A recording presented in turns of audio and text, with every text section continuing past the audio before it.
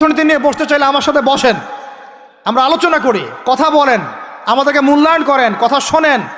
ইউসুফ আলাইহিস সালাম বলেছিল না যে আমি বিশ্বস্ত, আমাকে দায়িত্ব দেন? আমি বলতে চাই আমি বিশ্বস্ত, আমাকে দায়িত্ব দেন। আমাকে 5 বছর সময় দেন, পুরো দেশের শিক্ষা সিস্টেম চেঞ্জ করে দেবো ইনশাআল্লাহ।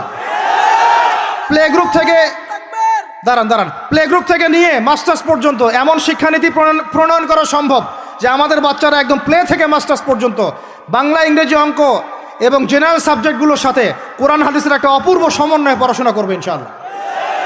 একা করে দিতে পারবো ইনশাআল্লাহ তাআলা। আমাকে এরকম 100 জন শিক্ষাবিদ দেন, 100 জন আলেম ওলামা দেন, একটা প্যানেল করে দেন, পুরো দেশের শিক্ষা চেঞ্জ করে দেওয়া যাবে ইনশাআল্লাহ। যাদেরকে রেখেছেন এদের মাথায় গোবর আছে, যাদেরকে রেখেছেন এদের মাথায় টাটকা গোবর আছে। বইপত্রগুলোর অবস্থা দেখেছেন? বইপত্রগুলো ঘাটাঘাটি করেছেন? সমকামিতা প্রমোট করছে আমাদের দেশের মধ্যে, ট্রান্সজেন্ডার প্রমোট করছে আমাদের দেশের মধ্যে, আমাদের বাচ্চা কাচ্চা কচি কাঁচা বাচ্চাদেরকে শারীরিক শিক্ষার নামে যৌন শিক্ষা দিচ্ছে। এগুলো আমাদের মুসলমানদের শিক্ষা?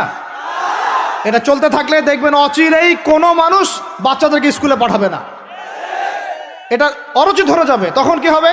কোটি কোটি স্কুল, কলেজ, বিশ্ববিদ্যালয় খা খা করে পড়ে থাকবে, কেউ পাঠাবে না ওখানে। তখন মাদ্রাসার দিকে মানুষ ঝুঁকবে আরো বেশি। আমি তো দাবি জানাই উপরের লেভেল থেকে এমন একটা শিক্ষা ব্যবস্থা প্রণয়ন করা হোক যাতে আমার মাদ্রাসা গড়ার প্রয়োজনই না হয়। ওই সিস্টেম রাষ্ট্রীয়ভাবেই পড়ানো হবে ইনশাআল্লাহ। আপনি মালয়েশিয়ার দিকে তাকিয়ে দেখেন, আপনি এই যে ওয়েস্টার্ন কান্ট্রির মধ্যে অনেক কান্ট্রি আছে, অস্ট্রেলিয়ার মতো জায়গাতে আছে, ব্রিটেনের মতো জায়গাতে আছে, কোনো কোনো ক্ষেত্রে আপনি লেবাননকে দেখেন, ইয়েমেনকে দেখেন, জর্ডানকে দেখেন, কাতারকে দেখেন, সৌদি আরবিয়াকে দেখেন, অনেক কান্ট্রি আছে।